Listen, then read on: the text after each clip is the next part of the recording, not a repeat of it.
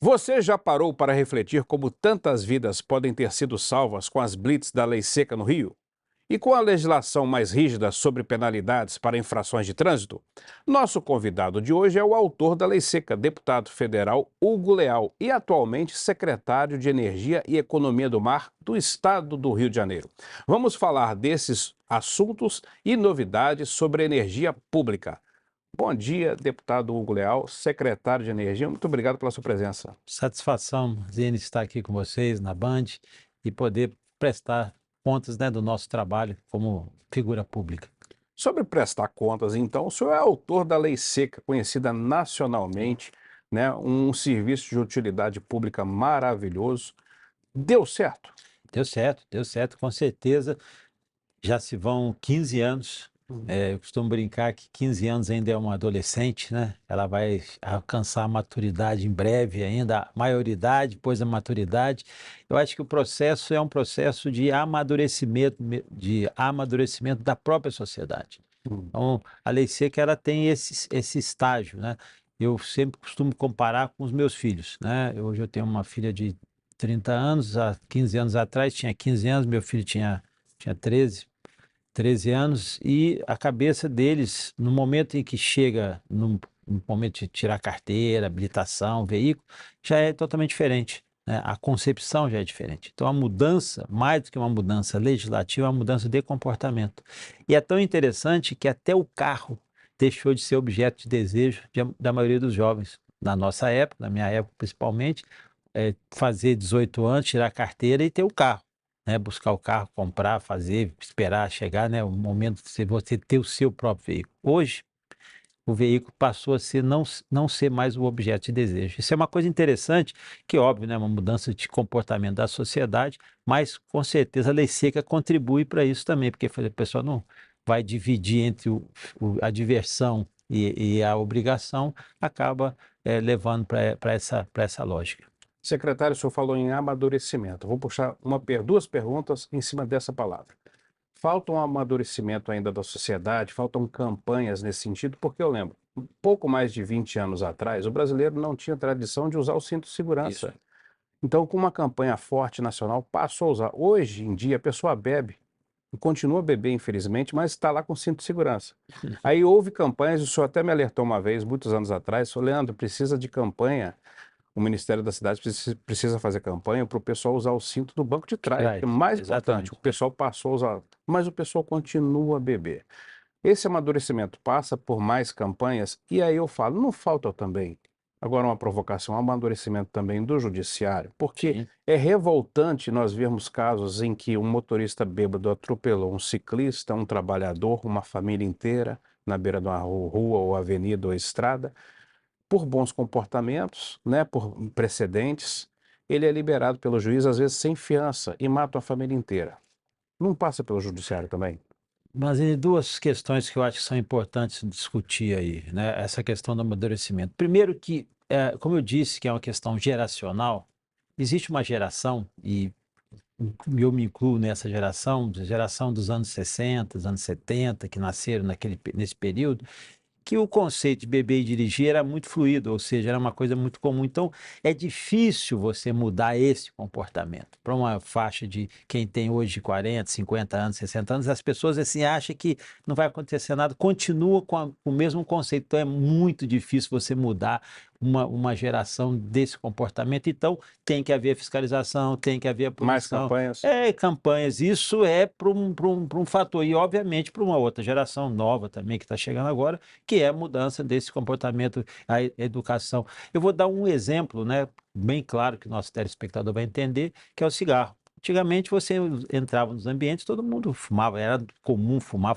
Hoje, se a pessoa chega num local e acende um cigarro, todo mundo vai olhar para ela. Então, Exatamente. isso que eu falo, é mudança geracional, não é só mudança legislativa, imposição, é mudança, nós temos que mudar práticas, hábitos comuns. E essa geração mais antiga tem essa dificuldade um pouco mais, e aí tem que ser na punição. Agora, com relação ao judiciário, você tem a razão, assim, é preciso ter mudança dessa mentalidade. Por isso que no ambiente de discussão, né, quando eu estive à frente lá da Frente Parlamentar do Trânsito Seguro, durante anos, nós evitávamos o máximo de falar de acidente de trânsito. Uhum. Nós não falamos de acidente de trânsito, nós falamos de homicídio É de crime, trânsito. Crime de trânsito, homicídio de trânsito, porque seja por uma arma de fogo, seja por qualquer outro instrumento, a morte de um indivíduo, né, o homicídio, ele pode se dar também, infelizmente, com um veículo, ou ele próprio dirigindo, ou atropelando outra pessoa. Então, quebra esse paradigma. Deixar de falar assim, ele, coitado, sofreu um acidente de trânsito, ele cometeu um acidente de trânsito. Não, um acidente é um homicídio. Uhum. Então tem que ser tratado dentro dessa lógica. Ele é o condutor, ele ou ela são os condutores, são os responsáveis. Por óbvio, se ele estava sob efeito de alguma substância psicoativa, seja álcool, seja qualquer outra, ele tem que responder por isso, né? Por essa irresponsabilidade. E essa lógica tem que haver essa mudança. A gente costuma brincar, assim, falava em eventos, em seminários, que existia tem espírito de corpo, né? A gente falava que era o espírito de copo, porque o copo unia algumas desses profissionais da área do direito, porque falava assim, eu não sou estuprador, eu não desvio, eu não sou corrupto, eu não sou isso. Mas quando fala assim, beber e dirigir, eu já fiz isso. Então a pessoa tem uma percepção diferente, como se houvesse uma permissividade que aquilo ali, não, realmente foi um acidente. Não, crime tem que ser tratado como um crime. A lógica é um crime. Você tirou vidas. E aí essa relativização que às vezes a sociedade faz acaba ajudando a deixar pessoas que deveriam cumprir uma pena, deveriam pagar por esse crime, numa situação muito mais confortável, infelizmente. O senhor pessoalmente acha que esse amadurecimento do judiciário e do motorista condutor, isso virá com o tempo, vai melhorar, ou a gente precisa ainda aumentar a penalidade? Eu acho que aumentar a penalidade nunca é a alternativa mais fácil, pelo menos do ponto de vista do discurso. Mas do ponto de vista do recurso da atividade, da ação em si, ela vai ter que vir com o tempo. A mudança também de comportamento do Ministério Público, do Judiciário, dos desembargadores, dos tribunais superiores, isso tem. E eu percebi isso ao longo desses anos todos, acompanhando decisões dos tribunais de justiça, acompanhando as decisões do Superior Tribunal de Justiça, dialogando com vários ministros. Pra você ter uma ideia, no ano passado, o Supremo Tribunal Federal, ele coloca em julgamento uma ação, uma ADI, né, a ação Direta de constitucionalidade. Ele coloca para julgamento uma ação que foi proposta em 2009, relatoria do ministro Luiz Fux, falando sobre a constitucionalidade da lei seca. Se era permitido fazer a abordagem, se era permitido fazer o teste. E, veja, 14 anos depois. É interessante que eu pedi ao presidente Arthur Lira, na época, para eu poder ser aliás, foi em 2022 isso. Eu pedi para o nosso Arthur Lira para eu ser o advogado da Câmara, defender a tese da constitucionalidade da lei. A lei de 2000, a lei era de 2006? 2008, a lei de 2008. E eu fui então, foi interessante que eu fui ao Supremo, fiz uma sustentação oral como advogado e defendendo a lei 14 anos depois para falar da constitucionalidade. É por óbvio, ela foi julgada unânime, né, declarada a constitucionalidade. Mas veja o tempo do judiciário em decorrência do tempo das ações, dos resultados. E a minha pergunta era, vamos dizer que a lei seja declarada inconstitucional. Como é que ficará esses 14 anos? Quem foi penalizado, quem foi suspenso de carteira? Seria o caos. É claro que ele tem uma decisão que pode ser só daqui para frente, ou os efeitos anteriores. Teria como diz lá no Supremo, essa modulação. Mas, de qualquer forma, poxa, depois de um conceito com a lei que pegou nacionalmente, não tinha como voltar. Foi ótimo. Cada ministro que manifestou ali, além do ministro Fux, né, todos foram muito incisivos, muito fortes.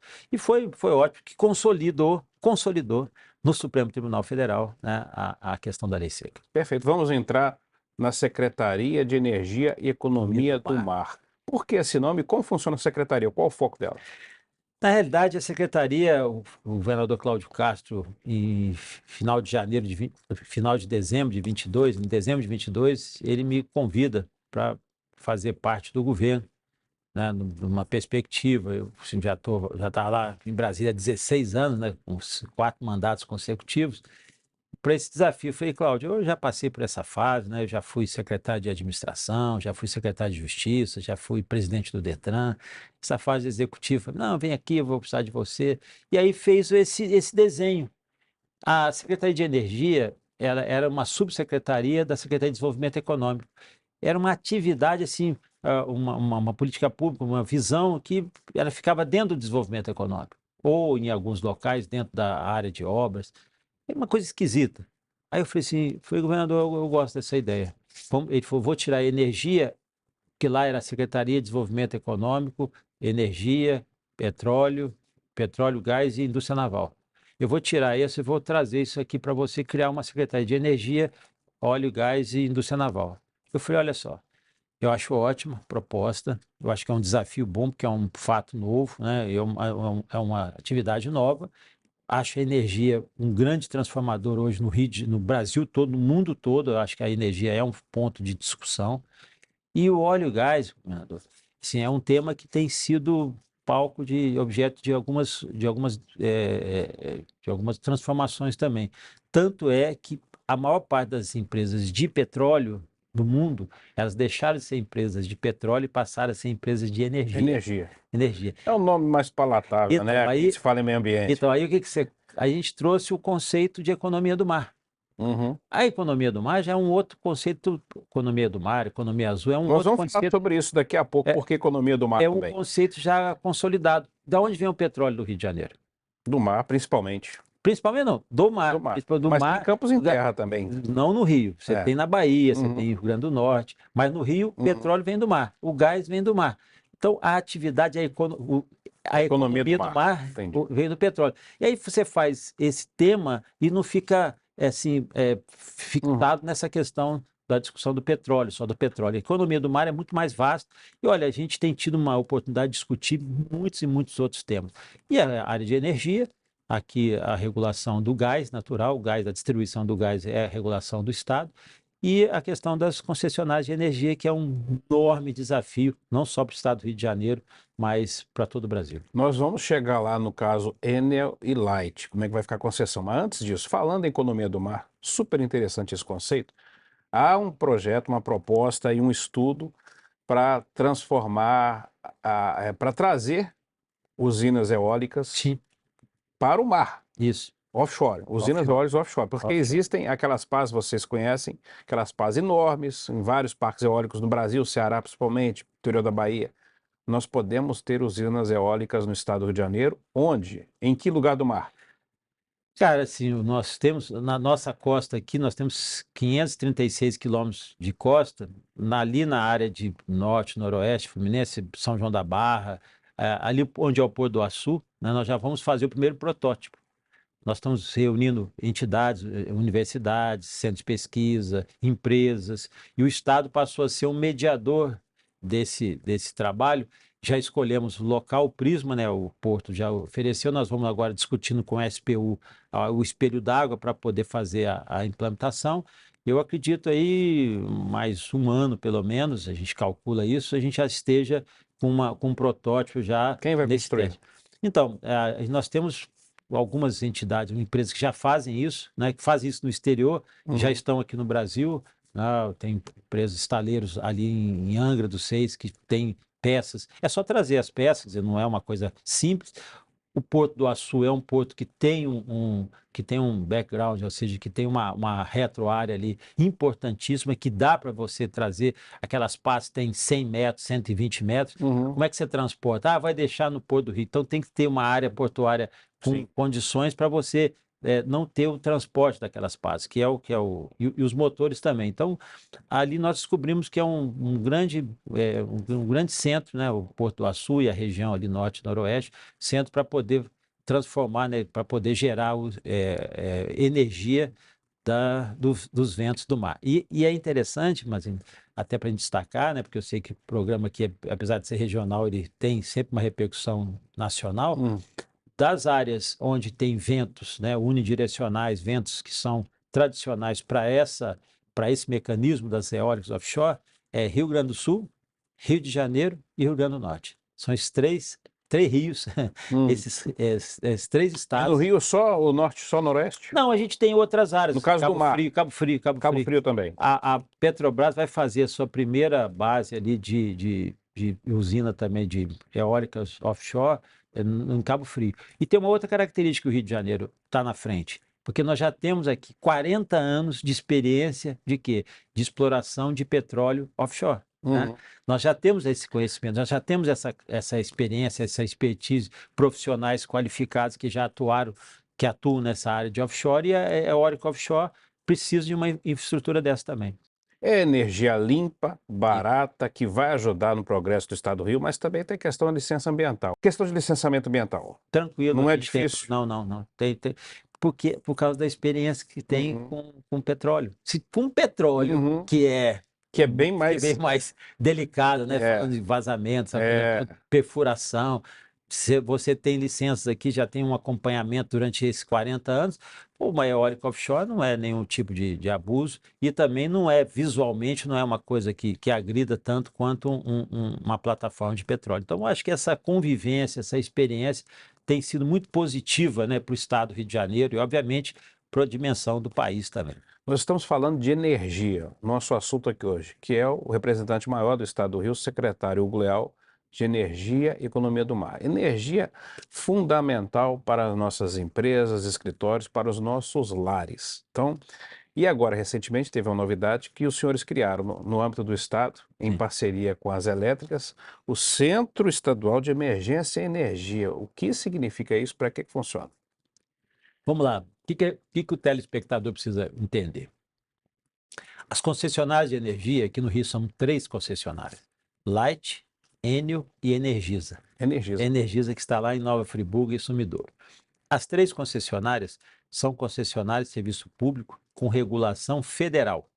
Quem regula, quem toma conta, quem fiscaliza, quem multa é a ANEEL, Agência Nacional de Energia Elétrica. A ANEEL fica onde? Em Brasília. Quantos escritórios a ANEEL tem espalhados no Brasil para fiscalizar as distribuidoras? Nenhum.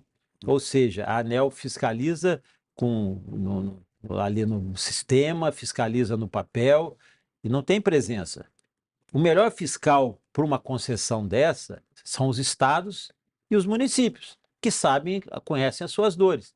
E esse foi o conceito que a gente começou a trabalhar desde o último ano, agora quando eu à frente da secretaria, dizer o seguinte: olha só, nós não podemos ficar aqui nessa passividade, tá, esperando, vendo o que está acontecendo, os acidentes, os desastres, a falta de energia. E a única informação, quem detém informação quantos lares estão sem energia, quantas casas, quantas indústria, expansão, são as concessionárias. Isso, as concessionárias, vamos lá, concessionárias de serviço público. Sim. Então, aí nós... Apesar de empresas privadas... Então, sim, mas é serviço público, sim, né? Exatamente. Então, nós criamos uma dinâmica, uma rotina de ir atrás dessas concessionárias, dialogar com elas. Nós não queremos impor, fiscalizar, multar, nada, de uma dinâmica de acompanhamento, sugestão. E aí eu costumo dizer o seguinte: é uma via de mão dupla. Da mesma forma que a gente quer exigir, quer cobrar, quer a ação imediata, também o Estado tem que dar o braço dele. O que pode ser feito na área de segurança para reduzir as perdas, o que pode ser feito para poder estabilizar o processo de energia. E outra coisa, uma mesa de mediação. Porque quando essas concessões de serviço público, né, que tem regulação federal, vão fazer os seus investimentos, eles levam lá a planilha para a ANEEL, que não conhece a realidade do Estado, e vão investir nisso, vão investir, e não conversa com o Estado. Eu sei onde é que precisa investir. Por exemplo, nós estamos com uma expansão de uma fábrica lá em Pádua. Precisa levar a linha de energia. Precisa levar energia para ela, precisa aumentar ali. Nós temos o nosso polo metal mecânico em Resende, precisa melhorar a energia ali, precisa ampliar a capacidade ali. Nós sabemos onde precisa. Elas sabem, às vezes levam, às vezes não levam, e isso que nós queríamos acabar. Então, o centro foi criado nessa modelagem, para um momento de emergência, um momento de risco, em sintonia com as companhias, mas para a gente ter essa informação também, para passar, para poder dizer para a sociedade o que está acontecendo. Um exemplo claro, recente, aconteceu um apagão né, das últimas chuvas aí no Rio de Janeiro, que foi semana passada, umas chuvas agudas, como infelizmente vai acontecer cada vez mais, a ilha teve um blackout, um apagão na ilha. Ilha do Governador. Na Ilha do Governador. Foi uma subestação que teve uma sobrecarga. Essa informação tem que chegar à população. A população precisa de informação. Olha, você vai ficar durante 4 horas, vai ficar durante 6 horas. Meu O amigo, centro já funcionou para isso? já funcionou para isso. E a gente mobilizou, a gente tem pessoal do Corpo de Tem Bombeiros. representantes do Estado, do Bombeiros, PM, tá, e Tudo, principalmente das elétricas. Você sabe onde é o CICC, Uhum. Centro Integrado de Uhum. Comando e Controle? Nós estamos lá. Então, Tá, mas todos lá os tem os painéis- representantes das elétricas também. Também. Aí você senta, a gente, ó, tá faltando energia. Ah, vamos entrar no exemplo do hospital O tal. hospital. Tá, que vocês têm agora prioridade para hospitais, faculdades, UPAs. Porque, olha só, antes era tudo descentralizado essa Uhum. informação. O Azevedo Lima, o Souza Aguiar, ou seja, qual é o hospital, tinha que ligar. Hoje, como a gente tem uma central ali, a gente fez um entendimento recentemente com a Secretaria de Estado de Saúde, a gente já tem um direcionamento. A gente já sabe, já tem informação. Para a própria concessionária também, ela tem uma obrigação de repor aquela energia de forma mais rápida possível. Então, a gente tem um monitoramento, um controle. Isso é bom. Isso é bom para a concessionária, isso é bom para a sociedade, isso é bom, né, para o poder público. Então, nós priorizamos hospitais, obviamente, áreas de educação, né, escolas, presídios, delegacias, batalhões de polícia, que são áreas delicadas, estratégicas, e nós estamos monitorando para e passo e tendo essa informação no momento até com previsibilidade. Uhum. Quanto tempo você vai levar para poder fazer esse reparo?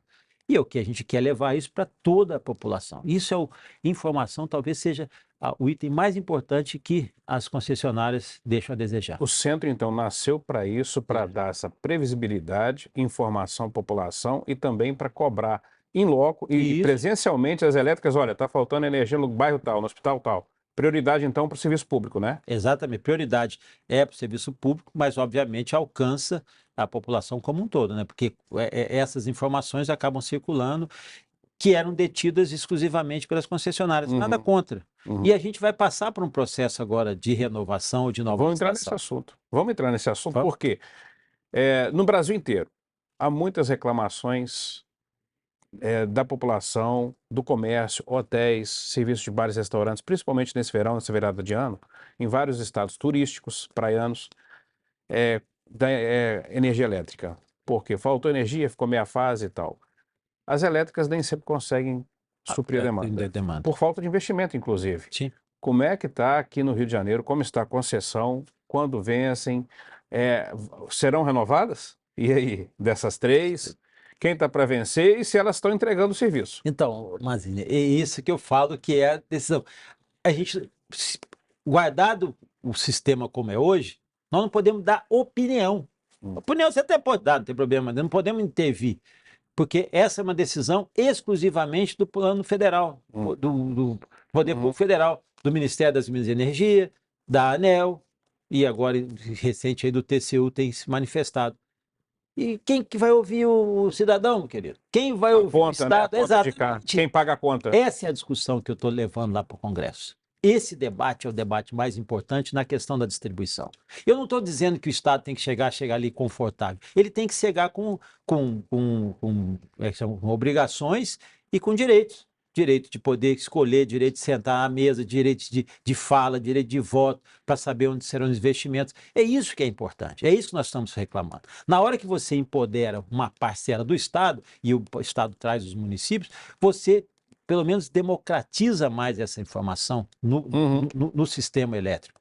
E aí as concessionárias também podem se sentir mais confortáveis nesse diálogo institucional com os estados, porque senão ele fica só dando explicação em Brasília e é muito mais confortável que Brasília. Você conhece Brasília, eu conheço muito bem Brasília, está distante da realidade, às vezes, do dia a dia dos estados. E essa percepção, é isso que a gente tem feito nesse esforço, trazer. E outra coisa, para as concessionárias também, porque a gente também não pode chegar e falar só criminalizar, o serviço é péssimo, péssimo. Agora, nós temos que ver como era o sistema, botar 30 anos atrás, e como é que é o sistema hoje.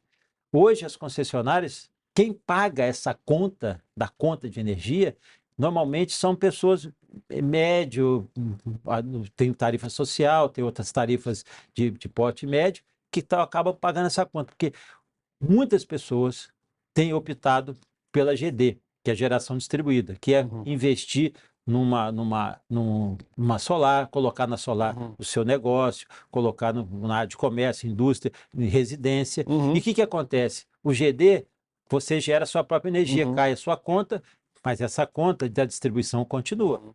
E essa conta da distribuição acaba indo só para um segmento. Então, isso precisa ser discutido. Eu acho que isso é fundamental também para não colocar culpa exclusiva, e elas têm, parte delas porque é falta de investimento, nas concessionárias. Vamos entrar num último assunto aqui. Corredor azul na Via Dutra, o que é? Envolve gás para caminhões, para ônibus, para carros. É isso. É uma alternativa, né? O mundo fala em transição energética, o mundo fala em reduzir os combustíveis fósseis. Então, na realidade, nós temos aqui no Rio de Janeiro já consolidado, né, um mercado de gás natural, que é o GNV. A maior parte dos veículos que atuam, né, táxis, veículos de aplicativo, todos usam o gás natural, porque é mais barato, porque é mais em conta. E a gente precisava levar isso a uma categoria dos veículos pesados, caminhões, ônibus, especialmente. E para veículos pesados, você tem que pensar numa área que com autonomia, né, botar o gás natural para esses veículos, ou biometano que seja, que é um gás também vindo do tratamento de resíduos, e também colocar outros combustíveis alternativos, eletricidade, hidrogênio, e aí a gente criou os corredores sustentáveis, né? Não é mais só azul, são os corredores sustentáveis, e aí fomos credenciando postos, e os postos têm que passar por investimento, tem que mudar a testada, porque um abastecimento para veículo é uma coisa, para os caminhões é outra, trocar só aquele onde tinha diesel para o gás. Já são quantos hoje credenciados? Hoje no Rio são 7 consolidados, nós estamos indo para 10. Isso na ida e vinda, né? Ida e vinda, na Dutra. Aí nós vamos pegar ali a Rio Teresópolis também, a Rio Petrópolis também. Vamos pegar todas as rodovias e estimular alguns estados. Em São Paulo já tem também um estímulo maior de instalação desses postos. Um dos principais benefícios é a redução do tempo de abastecimento.